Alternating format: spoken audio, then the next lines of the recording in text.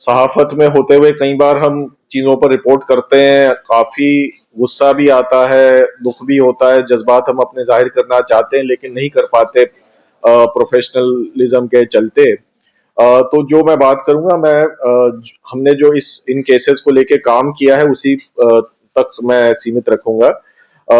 शर्जील इमाम के खिलाफ जो नैरेटिव फैलाया गया है वो बुनियादी तौर पर 3 झूठी मनगढ़ंत कहानियों पर बेस्ड है। पहली कहानी ये है कि उन्होंने चिकन नेक को काटने की बात की और नॉर्थ ईस्ट को बाकी भारत से अलग करने की बात की।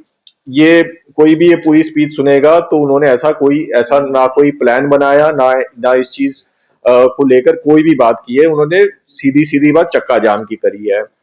एक चक्का जाम याद अगर आपको होगा कि 2008 में हुआ था, जब जम्मू कश्मीर में अमरनाथ एजिटेशन चल रहा था और कश्मीर जाने के सारे रास्ते एजिटेशन करने वालों ने रोक दिए थे। तो कश्मीर से ना कोई सामान जा पा रहा था, कश्मीर से ना कोई सामान आ पा रहा था। फिर बाद में लोगों का यातायात भी उन्होंने बंद कर दिया। इसके प्रोटेस्ट में जो सेपरेटिस्ट आउटफिट्स थे कश्मीर में, उन्होंने एक प्रोटेस्ट मार्च निकालने का ऐलान किया कि हम श्रीनगर से मुजफ्फराबाद, जो पाकिस्तान ऑक्यूपाइड कश्मीर में आता है, हम वहां तक मार्च निकालेंगे। खैर, वो किसी तरह से प्रशासन ने वो मार्च को रोका और वो मार्च हुआ नहीं। लेकिन फर्ज कीजिए वो मार्च हो जाता, तो क्या अमरनाथ एजिटेशन वालों पर यह इल्जाम लगता कि आपने एक प्री प्लान्ड साजिश के तहत हिंदुस्तान के कश्मीर को पाकिस्तान के कश्मीर से मिलाने की साजिश की? ये है ना, लॉजिक तो यही है। जो लॉजिक शर्जील के खिलाफ लगाया गया है और जो लॉजिक बाकी पॉलिटिकल प्रिजनर्स के खिलाफ लगाया गया है वो यही है। तो उस लॉजिक से तो अमरनाथ एजिटेशन एक पाकिस्तान स्पॉन्सर्ड एजिटेशन होना चाहिए था। बहरहाल, ये पहली झूठी कहानी।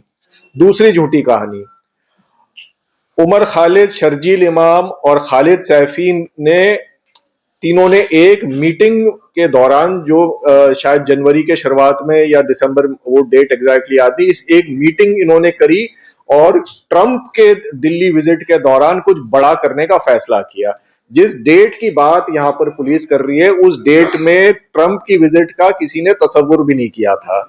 ना ट्रंप को अंदाजा था उस विजिट का, ना पीआईबी के तरफ से कोई प्रेस रिलीज थी, ना मिनिस्ट्री ऑफ एक्सटर्नल अफेयर्स की तरफ से कोई प्रेस रिलीज थी कि ट्रंप आने वाला है। तो ट्रंप को नहीं पता, एमईए को नहीं पता, शर्जील उमर और खालिद सैफी को पता है कि ट्रंप आने वाला है और हमने वहां पे कुछ करना है बड़ा। तो ये दूसरी मनगढ़ंत कहानी, आप क्विंट में हमारी स्टोरी तब की पढ़ लीजिएगा। तीसरी मनगढ़ंत कहानी वो ये है कि ये शाहीन बाग प्रोटेस्ट दिल्ली में दंगे फैलाने की एक साजिश थी। जो शर्जील इमाम ने, शाहीन बाग प्रोटेस्ट के मास्टरमाइंड है, तो वो उनका लेकिन एम था दिल्ली में दंगे फैलाने। शर्जील इमाम जेल पे गए जनवरी 28 पे, दंगे फैले फरवरी 23। ठीक है, पूरे 25 दिन का फर्क है दोनों तारीखों में। तो शर्जील इमाम को ऐसे लॉरेंस बिश्नोई तो है नहीं जो एक जेल में बैठ के अपना क्रिमिनल सिंडिकेट चला रहा है किसी के संरक्षण में, और कनाडा से लेकर पंजाब में लोगों के कत्ल करवाया जा रहा है।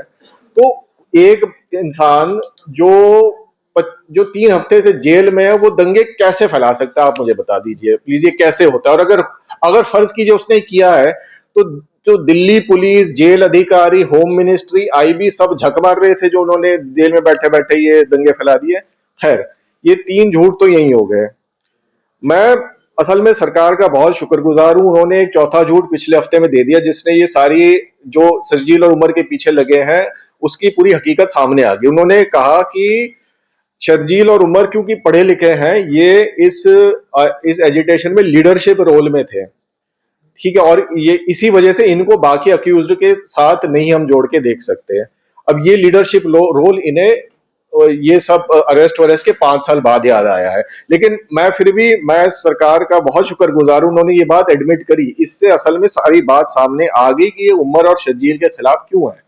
ये उमर और शर्जील के खिलाफ इसलिए है, जैसा सभा में हमने भी कहा, कि ये ऐसे लोग हैं जो कम्युनिटी को नुमाइंदगी दे सकते हैं, कम्युनिटी को एक वॉइस दे सकते हैं, कम्युनिटी को एक वोकैबुलरी दे सकते हैं कि किस तरह से अपने हक की बात की जा सकती है, किस तरह से प्रोटेस्ट किया जा सकता है, किस तरह से सरकार की मुखालिफत की जा सकती है। वो एक नॉन वायलेंट प्रोटेस्ट और एक पॉलिटिकल वोकैबुलरी दे रहे थे। इन लोगों का यही एक कसूर है। असल में सरकार जो भी इनके खिलाफ जाने वाली पॉलिटिकल ओप्रेस्ड कम्युनिटीज की आवाजें हैं, जो भी ओप्रेस्ड कम्युनिटी, अलग अलग किस्म के ओप्रेस्ड कम्युनिटीज अपनी अपने हक की बात करती है, उन सब के खिलाफ सरकार ने क्रैकडाउन किया है। दिल्ली दंगों से ये जो FIR 59 दिल्ली दंगे कॉन्स्पिरेसी केस में सारे एक मुस्लिम पॉलिटिकल, एक यंग मुस्लिम पॉलिटिकल लीडरशिप को क्रश करने की कोशिश की गई है। इससे पहले भीमा कोरेगांव केस में एक दलित और दलित मूवमेंट के अंदर एक लेफ्ट विंग स्ट्रैंड पर को क्रश करने की वहां पर कोशिश की गई है। हम ये फिर बाद में हम आते हैं यहाँ पे पंजाब में, जो फार्मर प्रोटेस्ट का एक पंथिक स्ट्रैंड था, उसको क्रश करने की सरकार ने बाकायदा कोशिश की है।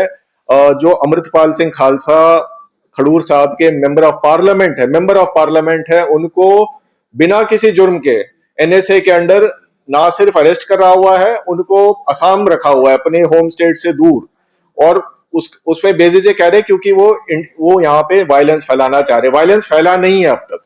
एक पुलिस स्टेशन के सामने प्रोटेस्ट हुआ था जो वायलेंट हुआ, वहां पर जो तोड़फोड़ हुई, जो भी पुलिस वाले जख्मी हुए, उससे रिलेटेड अगर केस है तो बेशक चलाते वो अमृतपाल सिंह पे, लेकिन उस हादसे को ऐसा दिखाना कि वो यानी हिंदुस्तान से पंजाब को अलग करना चाह रहे हैं या खालिस्तान बनाना चाह रहे हैं या पंजाब में उपद्रव फैला रहे हैं, वो कैसे इन्होंने ये लीप ऑफ लॉजिक लिया मुझे भी नहीं समझ में आता।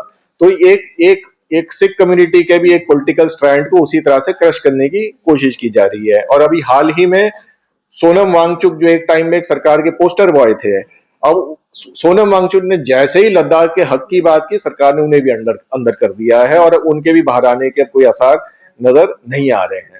तो जो भी पॉलिटिकल स्ट्रैंड इनके लिए इनकन्वीनियंट हो जाता है, जब भी कोई भी ऑप्रेस्ड कम्युनिटी, मार्जिनलाइज कम्युनिटी अपने हक की बात करती है और इनके नैरेटिव के अगेंस्ट जाती है, उन सबके खिलाफ इस तरह से केसेस किए जाते हैं। ये साफ साफ इनका नैरेटिव रहा है।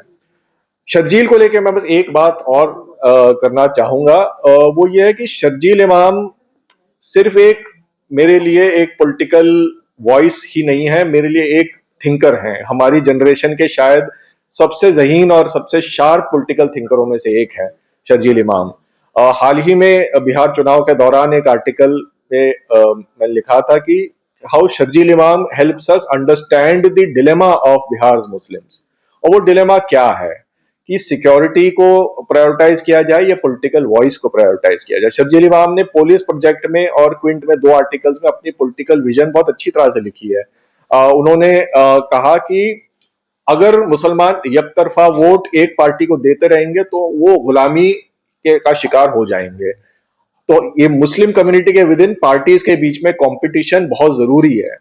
तो इसलिए जो उनके वालिद साहब भी JDU में इसी नियत से वहां पे होते थे कि उनको लगता था कि अगर एक तरफा होगी वोटिंग तो मुस्लिम्स को कोई के हक की बात होगी नहीं, उनके इंटरेस्ट की बात होगी नहीं।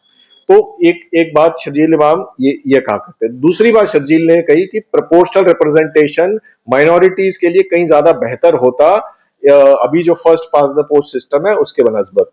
तो उन्होंने यहाँ पर ना सिर्फ मुस्लिम कम्युनिटी के अंडर रिप्रेजेंटेशन का एग्जाम्पल दिया, बल्कि ये भी कहा कि बहुजन समाज पार्टी जैसी पार्टी जो हमेशा लगातार थर्ड हाईएस्ट वोट शेयर लाती आई है, फिर भी पार्लियामेंट में उनका कोई रिप्रेजेंटेशन नहीं होता है। तो एक पूरा स्ट्रैंड ऑफ पॉलिटिक्स, जो एक अम्बेडकराइट स्ट्रैंड ऑफ पॉलिटिक्स है, जिसकी सबसे बड़ी पार्टी है बहुजन समाज पार्टी, हमारे पॉलिटिकल सिस्टम की खामियों की वजह से वो रिप्रेजेंट नहीं हो पा रही। ये बात शर्जील इमाम ने कही है। तो इस तरह से शर्जील को जाहिर है एक सॉलिडारिटी हमें शर्जील के साथ देनी चाहिए, क्योंकि वो पॉलिटिकल प्रिजनर है, लेकिन साथ ही में शर्जील खुद कैद होंगे, लेकिन उनके जो विचार हैं, उनके जो राइटिंग है, वो अभी भी आजाद हैं। तो शर्जील को एज ए थिंकर साइट किया जाए, शर्जील को एज एन एनालिस्ट साइट किया जाए। मेरा ख्याल है ये सबसे बेहतर तरीका होगा कि शर्जील के साथ हम खड़े हैं, ये दिखाने का। बहुत बहुत शुक्रिया।